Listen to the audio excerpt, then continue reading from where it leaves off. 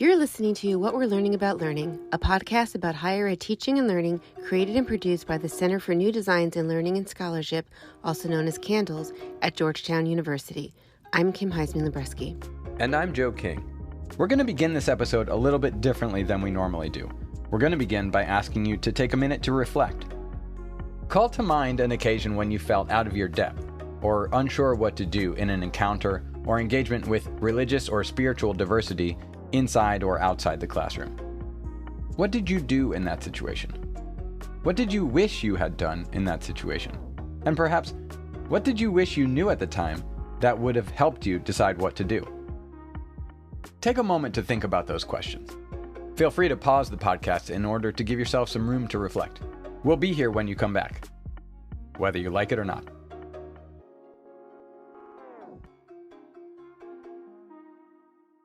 We asked these same questions in a workshop this past semester, one in which clergy from Georgetown University's campus ministry talked about the challenges and opportunities in teaching in a context that is religiously and spiritually diverse.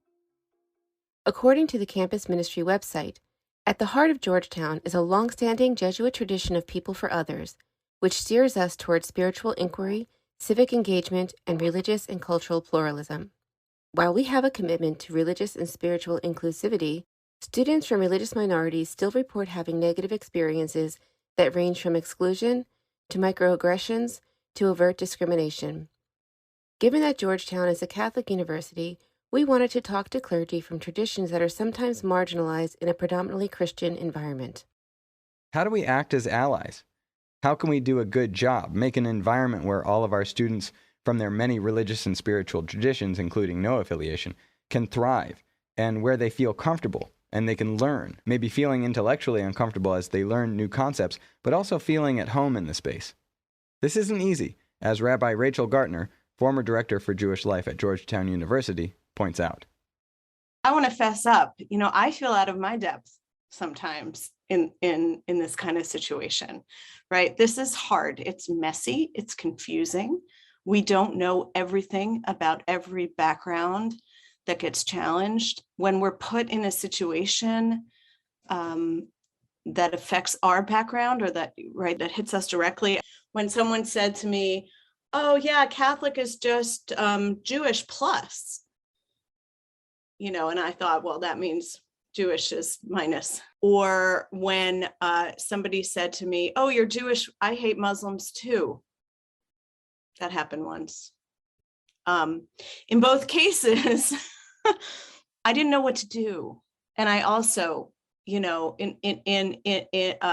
got sort of fututzed. And I know I wanted to interrupt and say something. The second time, the Muslim time, I had enough courage to say something, but the Catholic plus, I was too stymied.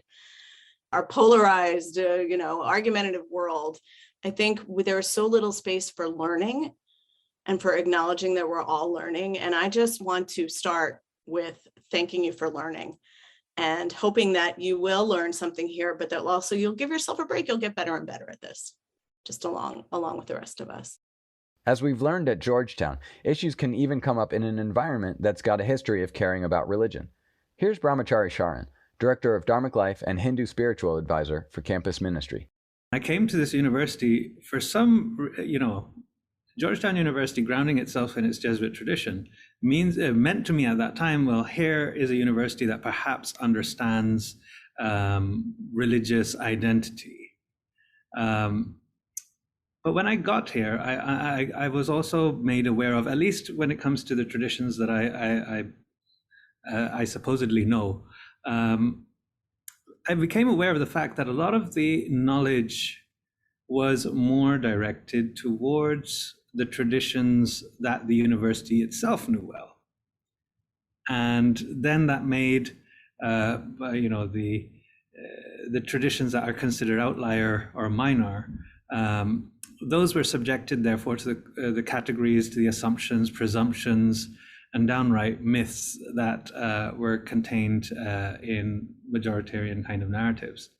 Even at Georgetown, a place that does have a Jesuit identity, there are classrooms in which religious identities will be made to feel belittled. and there are classes in which they will be uplifted. I would say it's a benchmark from which we can grow. That's going to be one of the main themes of this episode, finding ways to grow. This is serious business, and in fact, often the problems begin when these issues are approached casually, by making jokes or without forethought. Here's Imam Yahya Hendi, Director for Muslim Life.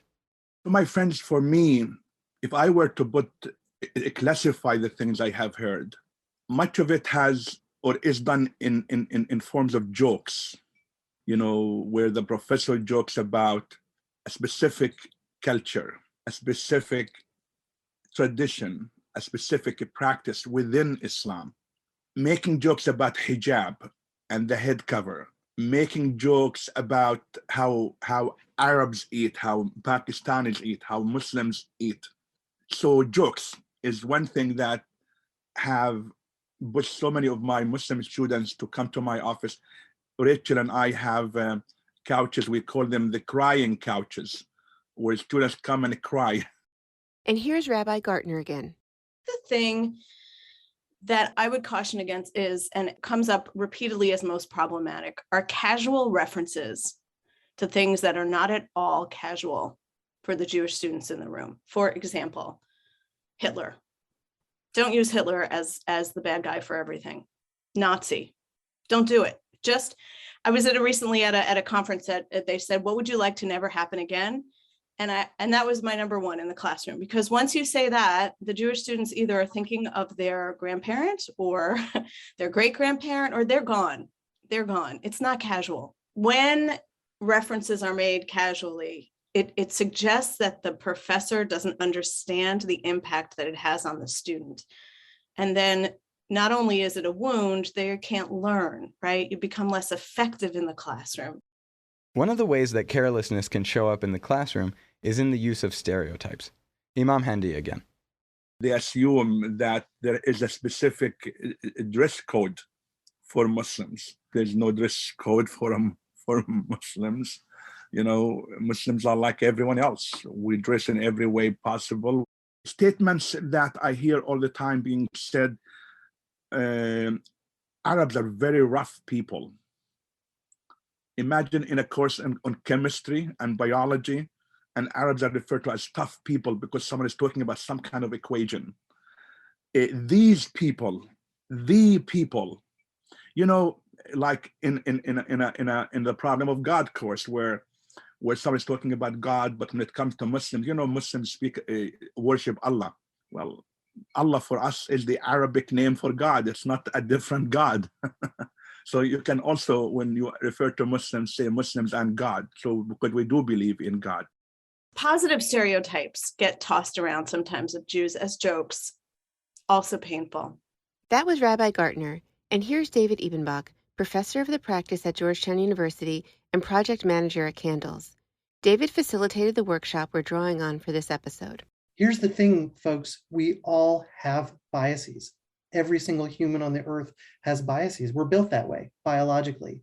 We have to make fast decisions. We do a lot of unconscious processing. So it's not a matter of who has them and who doesn't. In fact, studies show that if you're someone who believes you don't have biases, you're more likely to behave in a biased way than someone who acknowledges that they have them. So what are your biases? And let's get those out in the open and think about how to get ahead of them. One way bias shows up is in assumptions you might be making about which students in the room have a personal connection to the material, or what the nature of that connection might be. Imam Hendi. I have heard jokes about names and about how they sound. And, you sound a Muslim, or you don't sound like a Muslim, you don't look like a Muslim, you don't look Jewish, or you do look Jewish, or you sound, is that a Jewish name?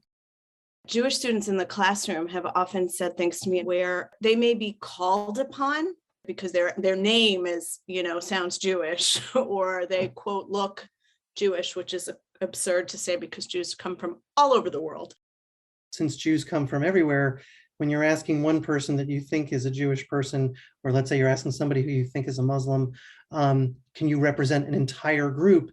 You're probably also missing someone else in the room who may be from that same group, who you haven't stereotyped as being likely to be from that group. That was David Ebenbach again. Even if you've correctly identified a person as being connected to a tradition, singling them out can cause problems. So this is something that I deal with at Georgetown University, where professors make jokes about hijab or ask a Muslim woman, why do you wear that? Not to understand and learn and grow his or her understanding, but rather questioning their behavior and why do they wear that thing on your head, that thing on your head. Director of Dharmic Life, Brahmachari Sharan, talked about the way that this singling out produces pressure.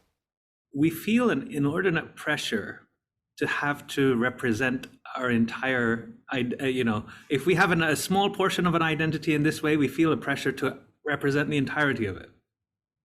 And that's an unfair pressure. We don't ask, professors of politics to, just because they're an academic, to be able to tell us the entirety of, the discipline of neuroscience.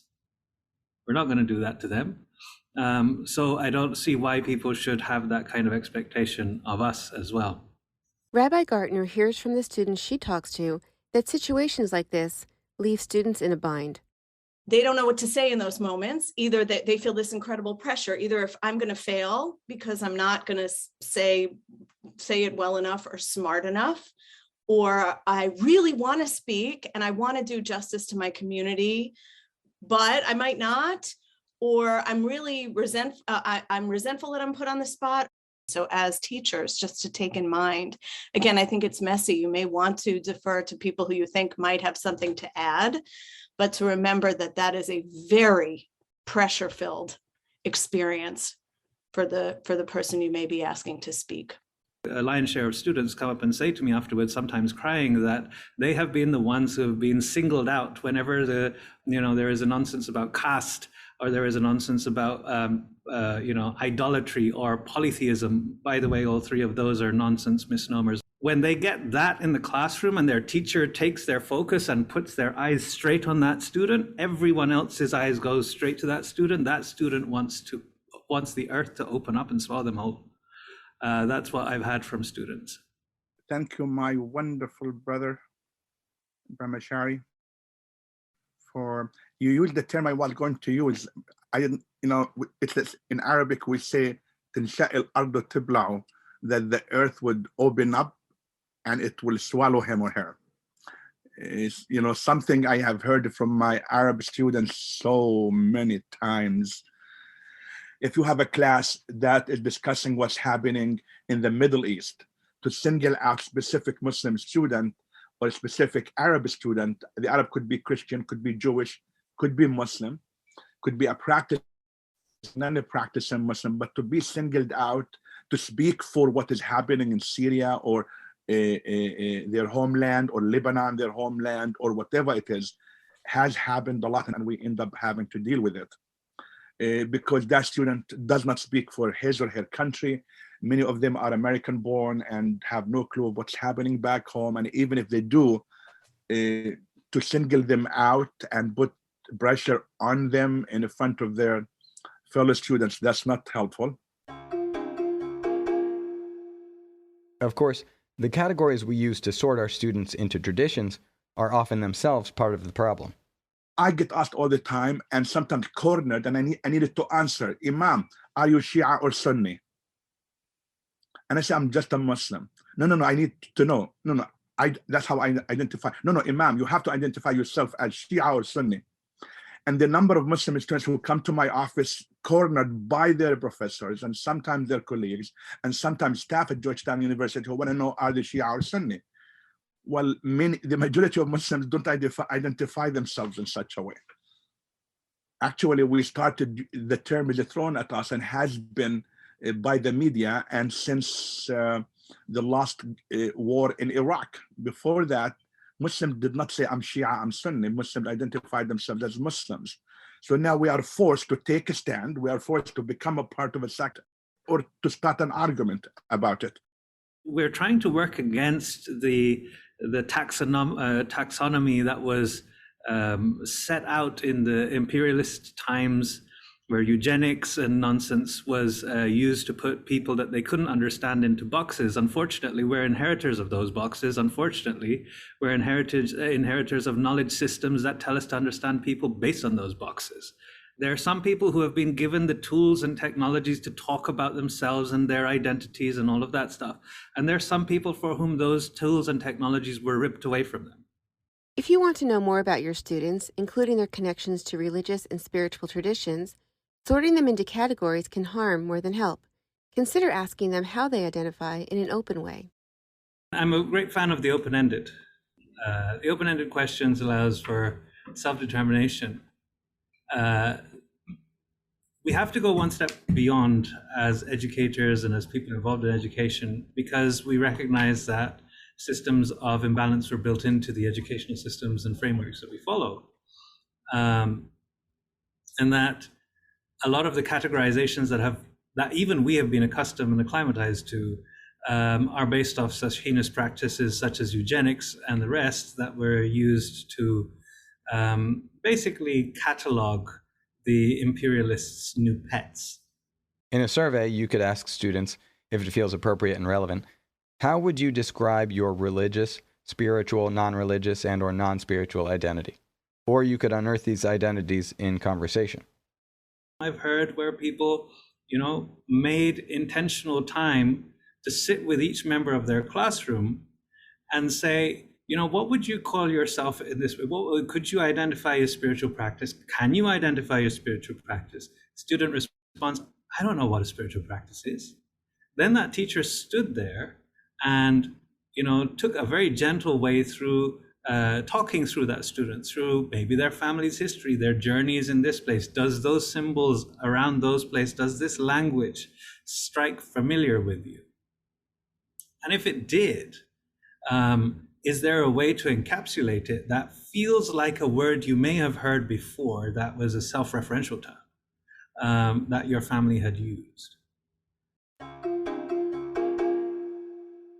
The disciplines we're teaching in have biases too. Brahmachari Sharan, who talked earlier about the roots of false categories in disciplinary failures, has heard from many students who've had painful encounters with those biases. The one thing that our lot suffers from the most is the untested, unupdated assumptions from the 1800s and the 1900s.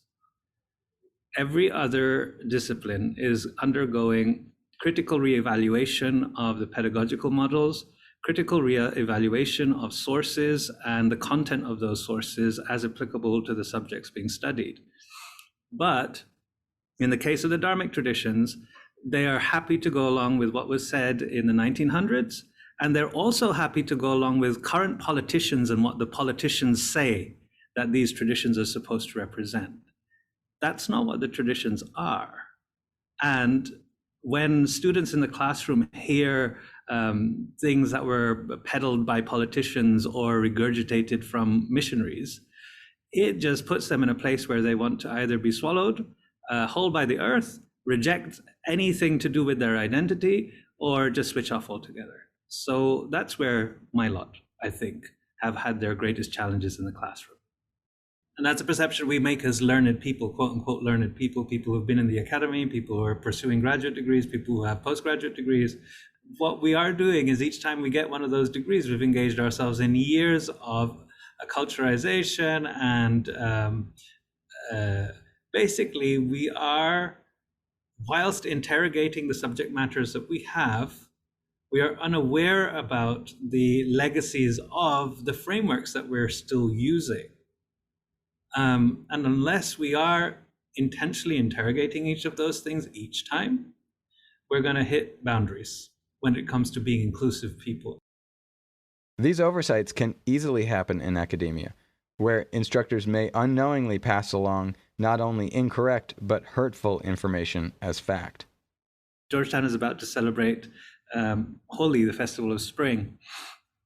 And this Festival of Spring celebrated by throwing around colors and showing the fact that actually the differences that we use to diminish people, such as color of skin, size, etc., etc. All those really unfortunate ways that humans can behave to one another, all of those are simple misunderstandings that we have and resulting from social constructs that really have no place being there. So by throwing colors on one another, you kind of get rid of those, at least very visually for one moment in time, and you remember that for the rest of the year.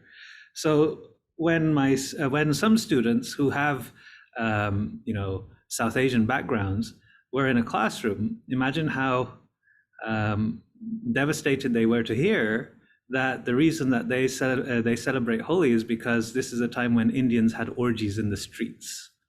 And that was being taught to them by a professor of that particular tradition, whose expertise was that particular tradition, who didn't obviously come from the tradition itself. How do we make sure we do better? So far, we've heard some of the frustrating moments our clergy have experienced. In the next part of the episode, they share their insights on where to go from here. Here's David Ebenbach again. First of all, you have to acknowledge what you don't know. It's really hard. You go into the classroom, and especially when you're just getting started, you're terrified that you're going to be caught out for not knowing something, but you don't know everything. And you're way better off with your students acknowledging what you don't know, as opposed to rushing to answer something in a way where you really don't know what you're talking about, along the way you characterize Holi, or the way you characterize Muslims in the hijab, or the way that you talk about Israel-Palestine. What do you not know? Let's acknowledge those gaps with ourselves and with our students. Also, slow down. This is related to the what do you not know. When someone asks you a question, you do not have to have an answer right away. I can't tell you how much I've respected teachers I've had who've said, that's a really good question. Let me think about what I can say to that and what I can't. Give me a sec here. And they sit back and they think, and then they say, okay, well, here's one thing I do know. Here's some things I don't know. But they didn't rush in to seem smart. What they did instead was they were wise. I know that when I was starting out in teaching, and still times that can be such a hard moment, right? But like how impressed, I'm sure you all have had this experience, how impressed you are with the professor who says, let me think about that. I don't know. And to sub in trying to be smart, to sub in being wise. David, I love the way you put that. For being smart, for looking smart can be so valuable in this space where everything is so tender, especially valuable always. If there are experts at hand, seek them out. We are not far away. We are just a building away from you.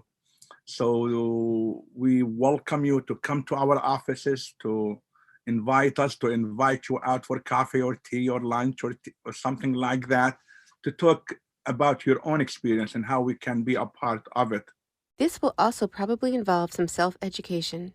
I'm going to basically ask really that we educate ourselves on the contours of anti-Semitism and realize how they're different than the way other prejudices and oppressions work, and the contours they share, and how it operates very, very differently. And just to have an awareness of that will make a world of difference, Sometimes the experts are the students themselves, when it comes to their own names, for example. The most simple, but it's important for students, butchering names. You know, if you don't know how to say a specific name, Yahya, okay, just ask the students, how would you like me to say your name? Would you like me to refer you by your last name or your first name? And if it's the first name, how can I say it right? And learn from it and be ready to change and educate yourself on how to say it. It's worth it for your sake as an instructor or staff or professor, and the sake of the student and the kind of relationship we want to build with our students. To build that relationship, the crucial thing, of course, is being willing to grow. Things are going to go wrong. All you have to do is be the person who corrects them when they happen. Try and get ahead of some things, but you're going to mess up, and you're going to want to own up to that with students and then get it right. The way I deal with it is sometimes counter it immediately in a diplomatic, smart, intelligent way where It allows space to grow for me and for them to grow, a moment for them to learn and possibly shift their attitude and how they think. When the professor is responsive in the moment and then models learning, their own learning in the classroom, which is priceless right now, right? We all know how priceless it is to model that we can transform and we can move and we can listen. Then it has been positive. And when the professor's blown it off afterwards, that's where it just salts the wound. A few years ago, I was approached by a Muslim student who felt that the professor was really targeting him as a person, but also not very understanding of the tradition of Islam because of some references he made and some articulations. Hendi counseled the student to address the issue with the professor. The professor emailed me and he said, I heard that you would be happy to come to the class and speak. The professor himself came to my office 3 times, ready to learn, ready to listen, and ready to change. I gave him even a book that he decided to read before he brought me to the classroom. And it was an amazing discussion at the classroom. The student decided to stay in the class. It was, as he said, one of the best classes he has ever taken. I will give the professor, this guy really had no clue of anything else and what needs to be done. But his willingness to learn, to listen, to engage also helped him grow. A year later, he came to me and said, Imam Hindi, you don't know what you did and what the student did to me. I am a different person as an academic because of that experience. But of course, we don't need to wait for the problems to come up. Within the classroom, you can set yourself up for success by setting up class guidelines for conversations. It's really tough when something comes up and you're like, is that big enough for me to address? Wait a minute, I don't know. It's kind of, I wasn't expecting it. If you have guidelines for how you're supposed to talk to each other, you can get ahead of problems. When you have those guidelines, when a microaggression comes up, you can refer back to those guidelines and values. You can say, remember, we want to be the class that treats everybody with openness, curiosity, respect, enthusiasm. We're rooting for each other. So we had a moment there that we did a thing that I know we've talked about where somebody singled somebody out. We don't have any reason to believe that person X knows more about this than somebody else. So why don't we toss that question out to the whole group instead and see if anybody knows? This doesn't have to be a moment of disconnection. Instead of calling people out, it could be helpful to call people in. Instead of like, of course, sometimes things go very far and maybe you have to be a little more extreme. But in most cases, you don't have to say, that's unacceptable. You're no longer a member of this class. Get out of here. But instead, hey, you and everybody else, we all remember that there are some things that we've agreed to as a group about how we want to be with each other. So let's do that. Let's do that together. Let's honor our principles. Having a religiously and spiritually diverse class is, of course, good news. Diversity opens up and deepens the learning experience for everyone. But as we've heard today, we have to approach religion and spirituality with seriousness and sensitivity. We have to think about our own biases and the biases of the disciplines we're carrying into the classroom. We need to avoid making assumptions about our students, and we shouldn't put them on the spot to represent their entire identity. Above all, it's important to admit what we don't know, seek expertise and guidance, and be ready to grow. We hope you've enjoyed this episode of What We're Learning About Learning. This episode was made possible by many people at Candles, including Molly Chihak, Eddie Maloney, Megan Modafferi, David Ebenbach, Sophie Grabiak, Ellery Syverson, and Stephanie Che. And a big thanks to Rabbi Gartner, Imam Hendi, Brahmachari Sharan, and David Ebenbach for sharing their insights with us. Thanks also to Milo Stout for creating groundbreaking music for the podcast. For more information about our podcast series and our guests, check out our show notes, where you'll find links to previous episodes, information about how to share your thoughts and ideas with us, our website and blog, and other resources.